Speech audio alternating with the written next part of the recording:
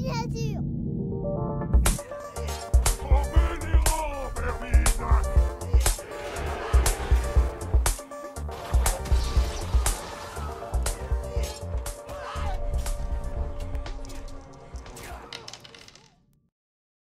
Alors, rebonsoir à tous. Je ne sais pas s'il y a du monde ou pas. Voilà. Je vais parler dans le vide parce que pour l'instant, j'ai absolument pas mon retour, sur le Twitch. Donc je vais aller, mettre des choses en place, histoire de voir si vous êtes là aussi. Voilà, tout simplement. Pour essayer de faire un débriefing un peu plus long, on va attendre 2-3 minutes, le temps s'il y en a quelques-uns qui se connectent. Moi, ça va me permettre de voir et n'hésitez pas à intervenir sur le chat si jamais vous arrivez. Voilà, si, hop, c'est un bug. On va attendre quelques minutes. Salut Big B. Alors, je suis rarement aussi nocturne, c'est qu'on était en live Trône de Fer. Donc là, on vient pour débriefer en profondeur le live Trône. C'est pour ça que je suis là tout de suite. Mais ça risque. Voilà, on va voir s'il y a un peu de monde qui est motivé par ce débrief un peu plus complet. Hop, moi, je fais des retours son qui vont être horribles. Voilà, et normalement, là, c'est pas mal. Donc, on va attendre 2-3 minutes. S'il y en a qui se connectent, histoire de ne pas débriefer et qu'il y en ait qui ratent un bout. Et vous savez, alors on reprend un pattern qu'on avait fait à l'époque. Voilà, vous voyez des bouts de canapé et tout. Je vais aller couper une de mes caméras. Je m'excuse. C'est pas très heureux. Mais l'idée, en fait, c'est de faire un petit débrief approfondi de cette partie qui était quand même épique. Hop, normalement, si je fais ça, on voit plus rien. Si je la masque, c'est encore mieux. Ah bon, hein, faut pas enlever ça, hein. Faut pas enlever ça, monsieur. Voilà. Bon, vous voyez juste la table, on s'en fiche. Ce qu'on pourrait mettre, tiens, en petite image, parce que même si ça va s'écouter de manière. Le but, c'est vraiment de l'écouter quand vous peignez, hein, il y a rien à voir. Je peux juste mettre les petites cartes pour la rigolade. Donc cette vidéo, en fait, elle ne sera pas disponible en replay, mais je vais quand même l'enregistrer pour le garder pour les tipeurs. Donc si jamais vous êtes un tipeur, que vous voulez aller vous coucher, il y a absolument le débrief. Je vais vous expliquer le concept plus tard de ce truc-là. Mais voilà, ça me semblait important de le dire. Je veux faire des choses pour développer la chaîne, j'en parlerai plus longuement, plus longtemps, notamment peut-être pour les 5 ans de la chaîne en fonction de comment ma vie va évoluer, dans ce temps-là. Mais voilà, j'ai des idées, des projets que j'exprimerai. Mais là, on n'est pas là pour ça. On est quelques-uns et le but, eh bien, ça va être de faire un petit retour sur cette, partie et sur cette S06. Alors on va commencer par le commencement. Déjà, est-ce que vous êtes quelques-uns à vouloir avoir envie d'avoir les infos? Je pense qu'on est 6 ou 7, donc on va pouvoir, commencer tranquillou. Re-salut à toi, Fabou. Hem, donc l'idée, c'est quoi? C'est qu'en fait, sur la compo, j'étais en galère. J'étais en galère parce que je pense qu'on a tous nos patterns habituels de compo. On aime bien un tel truc, on va le mettre et puis, on se dit: «Allez 28 points» et puis après il me reste 12 pour les NCU ou on est tous dans ce genre de réflexion, hein, globale. Sauf que là, bah, ça marche pas tout à fait pareil parce qu'en fait, on est vite coincé en se disant: «Attends, OK, je fais mon 4-3», mais moi, mon problème, c'est que quand j'ai fait mon 4-3, on va dire, formel que je fais, rebonsoir à toi de Cypher. Quand je fais ce fameux 4-3 un peu, habituel, un peu, on va dire, voilà, le truc que je répète et que j'ai l'habitude de faire en me disant: «Bon allez, hop, un 4-3».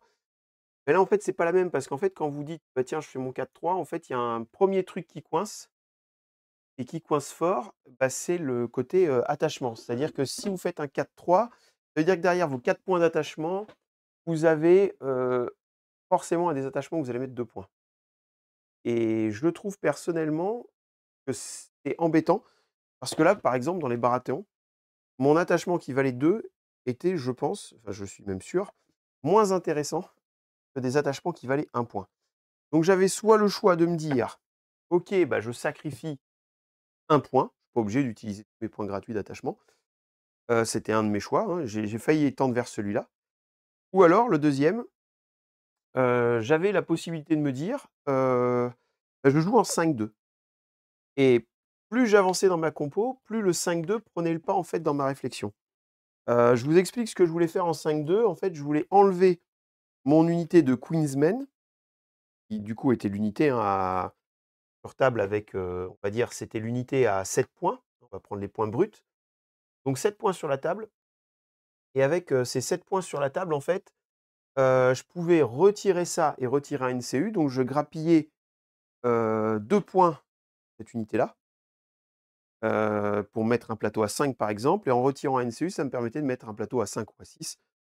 Voilà, en fait, j'avais un plateau à 5, donc les gros mastodontes, en armure et un plateau à 6 à côté, les hallebardiers notamment. C'était un peu mon autre choix, sachant que j'avais plus juste 1, mais j'avais 2 unités, qui avaient des possibilités.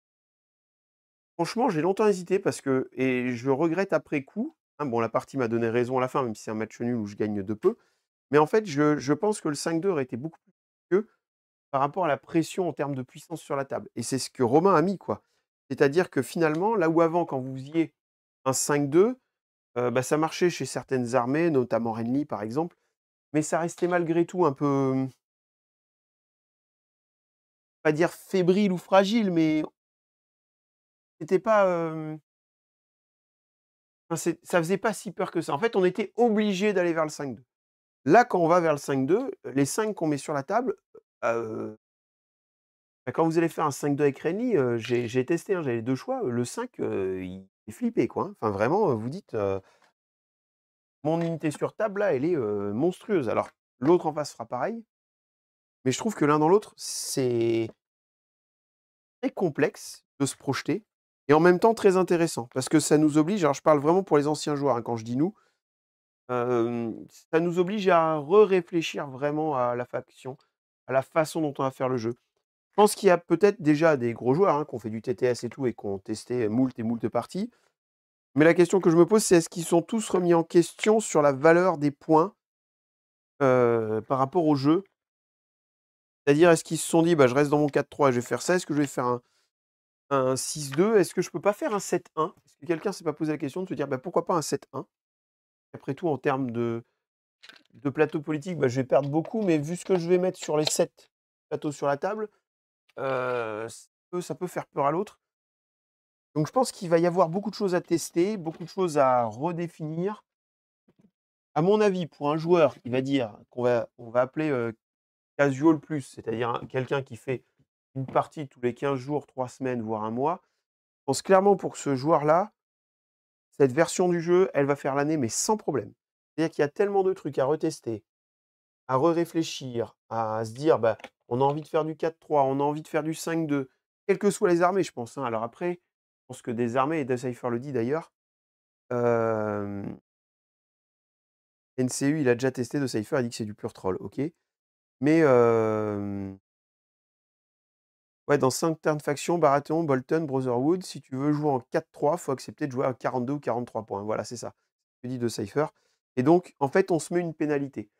Mais après, je pense qu'il y a les Greyjoy, par exemple, eux, ah oui, ils vont s'éclater parce que le 8 activation, je pense, va revenir en force et là où avant le 8 activation, on avait toujours, pas dire un désavantage, mais sur l'ensemble des parties de la chaîne, on va dire, sur un rapport de force équitable avec Romain, sur l'ensemble de ce qu'on a pu vivre en partie, on va dire qu'à chaque fois, le pass token a eu l'avantage. Alors, est-ce que l'échantillon de partie qu'on a fait est véritable ou pas? Mais globalement, on avait vu quand même que sur la plupart des tournois, tout le monde allait vers le 7 activation. Là, j'ai l'impression que maintenant, le 8 activation Greyjoy, il va quand même faire flipper parce que, bah, ça va être un vrai 8 activation avec des vrais attachements et avant, on allait chercher des attachements chez les Greyjoy parce que les unités suffisaient pas et au final, on allait plutôt vers un 7, 7 acti avec un 4-3 et un 4-3 avec, 3 belles unités. Là, on va se dire: «Bah, 8, je peux faire, 3, je peux faire, vraiment de très, très belles unités sur la table, quoi». Donc là, on va être sur un 5-3 qui va être, je pense aussi assez effrayant. Ce que je trouve cool, à l'heure actuelle, hein, je dis bien à l'heure actuelle, c'est que les factions de cavalerie ont du plomb dans l'aile. C'est-à-dire qu'avant, on pouvait jouer full cavalerie, en Stark. C'est pas vraiment fait pour, mais on pouvait, hein, avec Brandon et en fait, c'est quand même costaud. Vous l'avez vu sur la dernière, armée là où j'avais 2 caves, enfin, plus les tuiliers et tout ça, c'était vraiment fort. Mais maintenant, ce que je trouve intéressant, c'est quand on va aller chercher ces impact squads, c'est-à-dire cavalerie Lannister et cavalerie Tully, en fait, le fait que les attachements soit vont être relativement médiocres, hein, j'ai pas peur de le dire, les attachements de cavalerie vont être assez médiocres, en tout cas pour les gratuits. Sinon, il va falloir les payer vraiment en neutre. Ça, je trouve ça intéressant aussi, parce que du coup, Ça veut dire que la cavalerie, elle sera peut-être un peu moins privilégiée qu'une unité, piétonne. Donc ça veut dire que ça va être un vrai choix et plus dire: «Bah, je joue Stark, je joue évidemment de la Tuelie», enfin, là non, c'est plus la même, je pense, hein, et vous voyez Romain, il a pas sorti sa cavalerie Lannister, alors que c'est quand même quelqu'un qui aime jouer ses cavaleries Lannister. Donc bon voilà, il y a ça, que je trouve intéressant et après, bah, ça je l'avais déjà dit dans les vidéos, le fait que, de toute façon, un dragon aura pas d'attachement, donc mécaniquement, en offrant 4 points de plus aux autres factions, bah, tu vas prendre du dragon, mais ton dragon, bah, il sera quand même, limité, quoi. Donc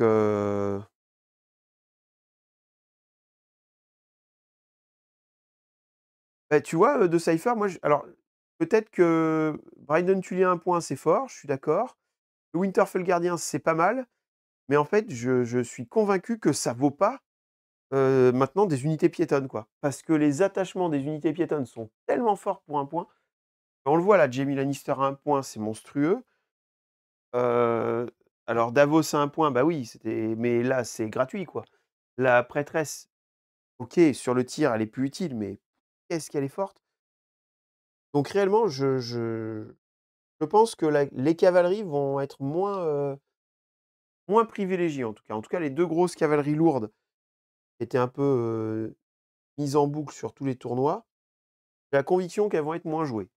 Peut-être qu'on va trouver une méta qui, va permettre de favoriser cette unité et de la jouer en boucle, hein. Je n'ai pas toutes les clés du jeu et puis je joue, maintenant, moins qu'avant, en loisir.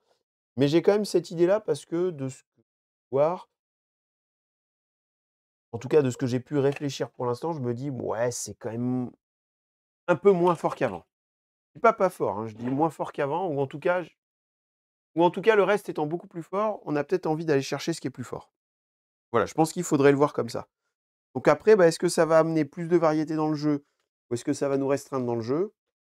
Bah, ça, la seule réponse, en fait, ça va être les parties qui vont se dérouler et je pense sincèrement que pour les parties loisirs, on va être dans le même ordre d'idées qu'avant. C'est-à-dire que le jeu va rester, totalement cool, très équilibré. En fait, comme tout le monde a été boosté, les dragons un peu moins, je pense que dans les parties, fun, tout va garder du sens. Je pense que dans les parties fun, ça va juste nous relancer dans nos réflexions. Enfin, moi, en tout cas, je vois ça comme ça et je pense que c'est ce qui va se passer, nous, avec Romain.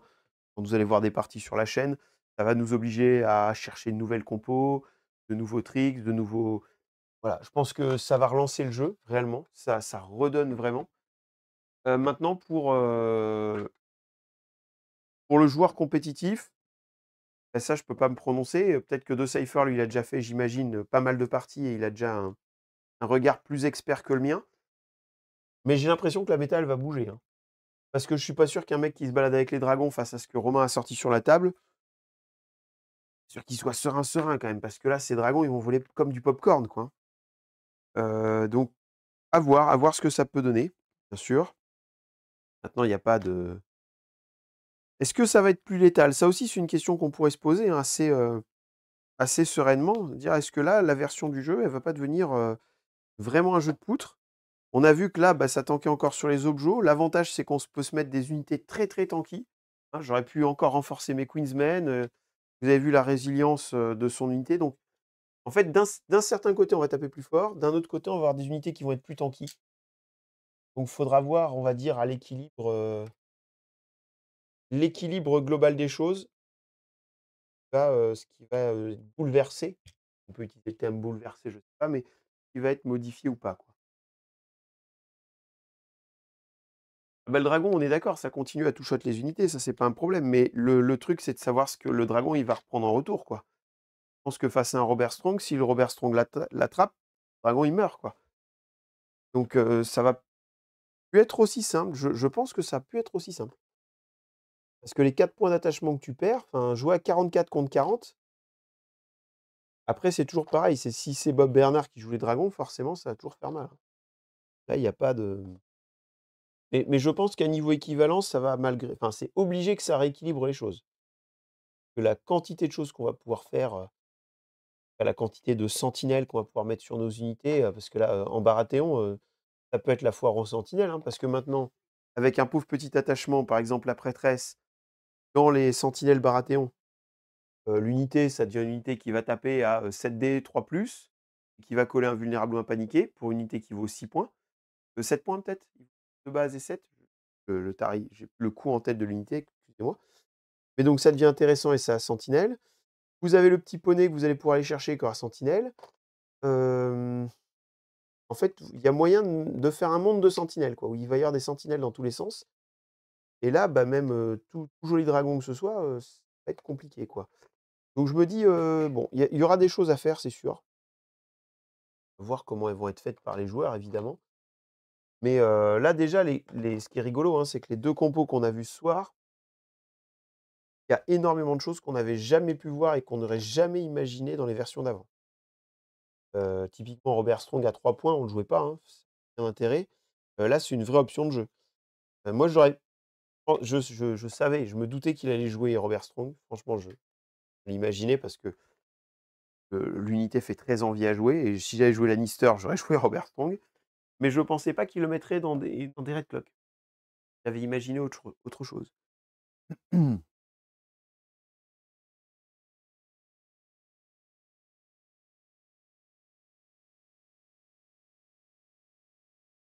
Alors, je suis d'accord que les Targaryens sont pas à plaindre, en fait. La question, c'est pas est-ce que les Targaryens sont toujours les plus forts ou pas? Pour moi, la seule question à savoir, c'est est-ce que ça rééquilibre les choses ou pas? Et je pense que oui, ça rééquilibre les choses, c'est mon avis. Après, peut-être que je me trompe. Mais globalement, le fait qu'il y ait une des 2 armées qui joue à 40 points et l'autre à 44,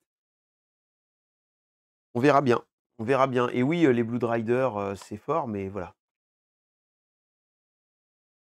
Ouais, The Cypher nous dit sur le chat, que ce soit Robert Strong ou soit Jaime Lannister, et c'est ça, en fait, je trouve que c'est ce qui va pour moi limiter assez vite le jeu, c'est qu'en fait Robert Strong et Jaime vont être des choix obligatoires. Ça va être 3 points quasi obligatoires en Lannister, et peut-être que le défaut de ça, c'est qu'on va vite retomber sur les mêmes patterns, en fait. Comme à un moment donné, on pouvait plus passer de Bronn Arba à Lannister, hein. C'était quand même du auto-include dans quasiment toutes les armées. C'est quelque chose qu'on voyait tout le temps. Ou, Archer Lore avec Bronn. Bon, bah, là, ils ont ciblé le problème, ils ont tué Bronn, mais en fait, il va y avoir comme ça des patterns qui vont être obligatoires. Des modes de pensée, on va se dire: «Bah, Jaime Lannister, je suis obligé. Le reroll et le vulnérable, c'est fort, c'est trop fort, donc je vais le faire tout le temps». Donc oui, on risque de se confronter à ça, et du coup, peut-être que sur le long terme, on va peut-être se dire: «Ah ouais, c'est limitant». C'est limitant parce qu'on a toujours ces mêmes réflexions. Ça va peut-être nous mettre dans ce genre de carcan. Et pour l'instant, bon, on peut voir. Après, c'est toujours pareil parce qu'il y a de Cypher qui nous parle des trucs obligatoires et cetera. Mais je pense qu'il faut aussi garder en tête qu'il y a plusieurs, états d'esprit de jeu. Dans le mode loisir, je pense qu'on sera vite confronté à des joueurs qui vont aller chercher d'autres choses, essayer d'autres solutions. Ça, tout à fait possible. Des joueurs se disent pas juste, bah, de toute façon, il y a des fois on testera, hein, sans Jamie, sans voilà, on va aller chercher d'autres choses, quoi, simplement. Heu, pour voir un peu comment le jeu évolue. Et donc je pense que dans le loisir, c'est pas tant impactant que ça, quoi. Pour moi, dans le jeu loisir, en fait, le jeu loisir, il n'a fait que gagner là-dessus, en dehors des débutants, ce que j'ai déjà dit. Mais pour moi, le jeu loisir, il a forcément gagné. Que du coup, ça relance le jeu, ça recrée des solutions, c'est plutôt cool. Ça rend les choses un peu plus complexes, mais pour un joueur qui joue déjà, enfin, on comprend assez facilement ce que veut dire, on a le droit à 4 points d'attachement de plus, enfin, on n'est pas trop bête, donc je veux dire un joueur loisir qui joue déjà à Trône de Fer, il va facilement appliquer et comprendre la règle, il y a pas trop de problème là-dessus. Effectivement, la question se posera un peu plus sur le joueur débutant. Le joueur débutant, rajouter 4 points d'attachement, c'est un peu complexe. On était dans un jeu où tu regardais tes cartes, tu avais les points sur tes cartes, tu posais tes 40 points sur la table et tu avais gagné en quelque sorte, hein. Ça y est, c'était fini, tu jouais. Là, c'est autre chose, et en tout cas, pour moi, je trouve ça un peu dommage. C'est pas un truc que j'avais envie de voir dans le jeu, forcément. Heu, on n'est pas sur de la complexité à 40K, on est bien d'accord, mais ah bon, bah, on joue à combien alors? À 40 points, d'accord. Ah, mais une fois que tu as tes 40 points, tu rajoutes 4 points. Pourquoi je rajoute 4 points? Bah, tu as le droit à 4 points d'attachement en plus. Ah, donc ça veut dire que quand je fais ma compo, j'ai pas le droit de mettre d'attachement? Ah bah si, tu as le droit. C'est juste que tu en as 4 en plus. Ah! Vous voyez toutes les questions qui vont se poser pour un débutant qui vont être, je pense pénibles à souhait pour les anciens à répondre. Parce qu'en fait, voilà, enfin, c'est des trucs qui vont faire perdre du temps à des débutants et là où la force du jeu, je trouvais qu'en une partie, le joueur, il avait vite maîtrisé, le jeu et ce qui était complexe, c'était les cartes tactiques. En fait, il avait du mal à prendre en main le jeu tactiquement, mais pas en termes de règles et après tout ce qui faisait le cœur du jeu, c'était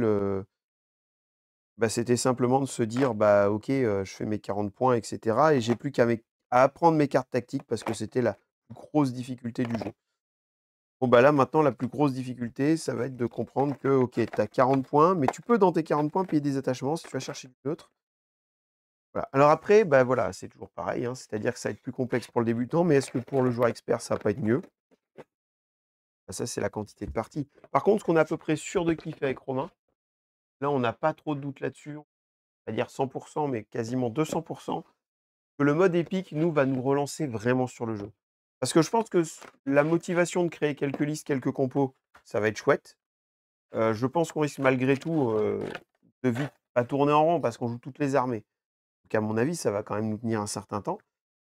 Ou alors c'est qu'ils vont vraiment rater leur coup. Mais le fait de jouer toutes les armées, ça va nous obliger à réfléchir à plein de trucs et cetera sur, l'ensemble du spectre des armées. Par contre, le mode épique, heu, lui, il y a une vraie motivation parce que depuis que cette version est sortie, notre plus gros sujet de discussion avec Romain, c'est de savoir quand est-ce qu'on va réussir à scaler notre partie épique. Je trouve que ce mode de jeu va être incroyable. En fait, j'ai envie de voir mon armée et c'est un peu marrant à dire, mais en fait, ce que je préférais dans Old World, que je trouvais le plus beau dans Old World, c'était cette capacité à mettre sur la table des armées entières et dire: «Waouh, là, on a une véritable armée». Et bien là, c'est ce qui va se passer à Trône de Fer. C'est-à-dire que pour l'instant, on joue à un jeu d'escarmouches truqué, tronqué avec des plateaux. Finalement, c'est un jeu d'escarmouches, Trône de Fer, puisqu'on a des plateaux carrés et des lignes de vue, enfin des plateaux qui sont orientés, mais en gros, c'est un système de jeu d'escarmouches, ça fonctionne parfaitement bien. Mais du coup, ça va être, je pense, vraiment chouette de voir ce jeu en bataille d'armée, quoi.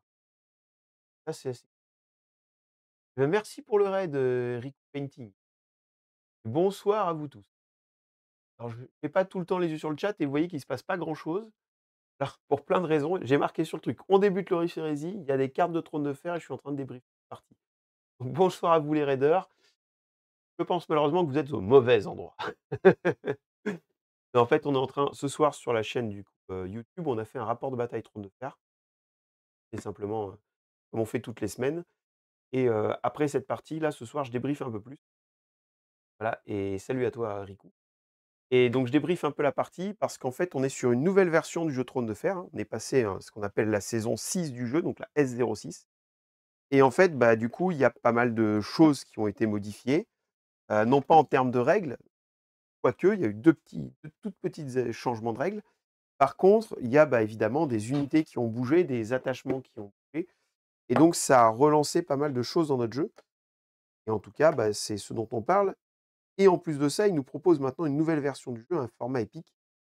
Là, c'est ce dont je parlais à l'instant, c'est-à-dire que maintenant le jeu a un format où vous pouvez jouer, bah, un vrai jeu d'armée. Le Trône de Fer est un jeu d'escarmouche déguisé puisqu'on est en activation et qu'on a, réellement 7 ou 8 activations sur la table, hein, donc comme un jeu d'escarmouche, la Marvel Crisis Protocol ou, voilà des petits jeux comme ça, on joue en alterné. Sauf que là, bah, avec la nouvelle mise à jour, on va pouvoir jouer donc en 80 points, donc le double de ce qu'on a à l'heure actuelle. Ce qui veut dire qu'on va monter de nos 7 ou 8 activations, on va monter à 12-13 activations sur la table. Donc là, ça va être un truc incroyable pour les joueurs de Trône de Fer. Voilà, ça va être trop cool et ça nous ouvre, aux joueurs de Trône de Fer. Alors je ne sais pas s'il y en a parmi vous qui jouent à Trône de Fer, mais ça ouvre des perspectives de jeu parce qu'on va pouvoir avoir une vision de table un peu comme dans The Old World. C'est-à-dire que sur The Old World, il y a ce truc de on pose l'armée sur la table, c'est magnifique, c'est incroyable, c'est voilà, ça en jette. On a une vraie grosse impression de bataille d'armée, un truc, cool quoi, vraiment cool. Heu et derrière, c'est vrai que personnellement, moi, je suis moins attaché au jeu parce que je le trouve un peu trop binaire dans ses fonctionnements. et le fait de pouvoir avoir cette masse d'armée sur la table va être, je pense, génial à Trône de Fer. Alors il y a toujours le défaut évidemment des décors, ça, on reste toujours sur des décors en 2D. Ah donc pour les passionnés de décors, bah, ça marche pas. Ça marche clairement pas, mais pour le reste, ça peut être chouette. Voilà, bon n'hésitez pas, hein, si vous avez des questions, hein, comme je le dis, je suis en train de si vous entendez des petits bruits de fond, c'est que je suis en train de ranger mes unités. Heu, un rangement de partie après un rapport de bataille. Là, je suis en train de ranger les unités. Heu, c'est à peu près à chaque fois 1 heure de rangement, hein. Il y a pas de On est dans tous les sens et donc c'est pour ça que j'en profite pour faire cette vidéo de débrief en même temps que je débriefe et comme ça me permet de ranger mes petits bonhommes et d'avoir une table rangée pour demain parce que demain soir, je peux l'annoncer, on va faire, pas une partie découverte, mais on va découvrir un peu les règles de Dropfleet Commander 2. Voilà, donc sur la chaîne, YouTube, on va avec Boubacar faire une petite découverte de Dropfleet Commander 2. On ne peut pas faire de partie découverte comme on fait d'habitude, c'est un peu la loose. Parce qu'en fait, on est pas assez au point sur les règles. Le jeu est vraiment complexe. Ça a l'air d'être un jeu magnifique, mais c'est pas un jeu je pense qu'on aurait 5 ou 6 parties tous les 2, dizaines de parties. On pourrait faire des parties sans avoir le nez dans le bouquin. On essaye de faire dans les parties découvertes. Là, le souci, c'est velu, quoi. Et donc là, on n'est pas en capacité de vous présenter quelque chose de fluide sur une partie découverte comme on fait d'habitude. Donc on va plutôt mettre en situation des scènes de jeu pour vous montrer un peu, entre guillemets, «l'impact du jeu», l'intérêt du jeu ou les mécanismes intéressants qu'on peut avoir sur ce jeu. Je pense qu'on va essayer de faire ça comme ça. Enfin, c'est sûr qu'on va faire ça comme ça, puisqu'on en a déjà discuté avec Boubacar et voilà, donc demain soir, ça y aura. Je vais aussi vous mettre un rapport de bataille Kairis, très certainement, donc demain ou mardi, voilà, que j'avais filmé au tournoi, que j'avais fait la semaine dernière, mais comme je voulais pas mettre toutes les vidéos d'un coup, vous allez avoir un rapport de bataille Kairis cette semaine, puis un la semaine prochaine. Voilà, ce jeu vraiment il est cool, hein. Kairis, testez-le si vous avez l'occasion.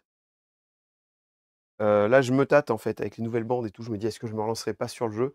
Franchement, si je trouvais un adversaire, je me relancerais. J'ai oublié de ranger ça, carte. Donc si j'avais cette possibilité-là, je pense que je me relancerais, sans trop réfléchir si j'avais un adversaire dans le coin. Parce qu'une fois de plus, j'ai fait 2 parties, donc sur les Oxycat Days et c'était 2 chouettes parties. Même si je me suis fait rouler dessus parce que c'était des joueurs experts, c en fait, on voit la profondeur que le jeu peut proposer et il est très, très, très profond tactiquement.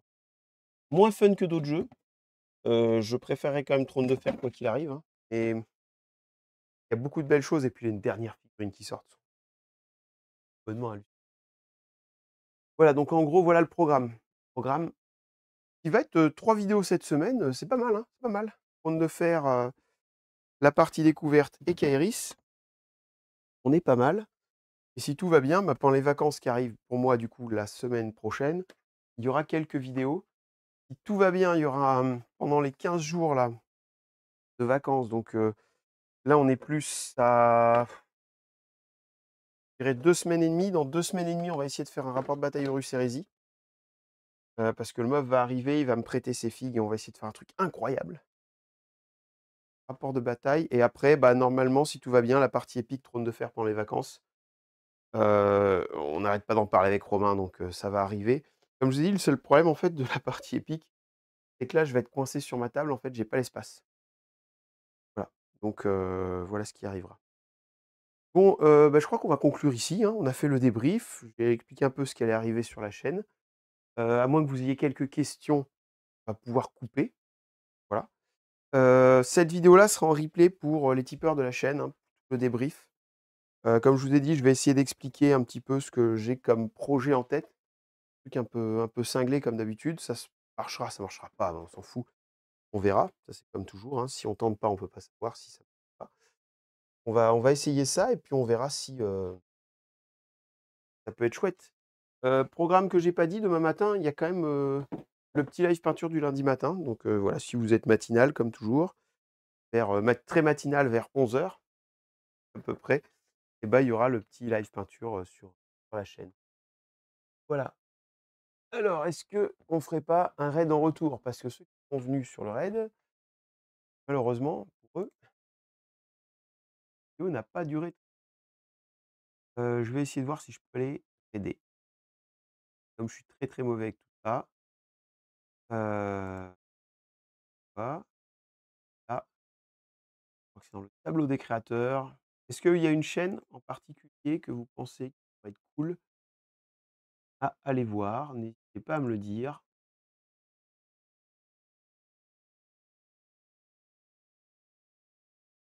On va lancer un raid. Qu'est-ce qu'il nous reste? Tyrannide versus garde impériale. Non, monsieur,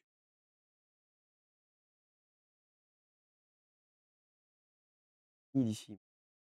Pas le monstre. N'hésitez pas à me dire, hein, si vous honnêtement, je fais le surtout Warhammer? Warhammer?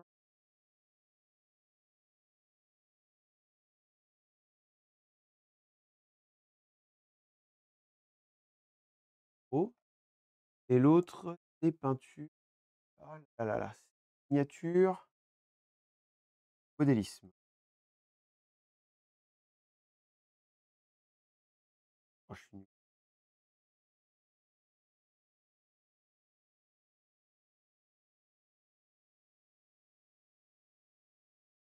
C'est pas mauvais, c'est très mauvais. Bon, du coup, on va couper simplement. Voilà, c'est un peu triste, un peu triste. N'hésitez pas à vous abonner à la chaîne. Et voilà, on va couper le live, comme ça, de manière assez triste. J'ai pas de tête et en même temps, il est bientôt 1 heure du matin, quand même temps d'aller se coucher. Donc je vous remercie à tous d'avoir suivi ce petit débrief. Je vous souhaite à tous une très bonne soirée et puis je vous dis à bientôt dans la Batcave sur Walou Miniature. Salut à tous et bonne soirée.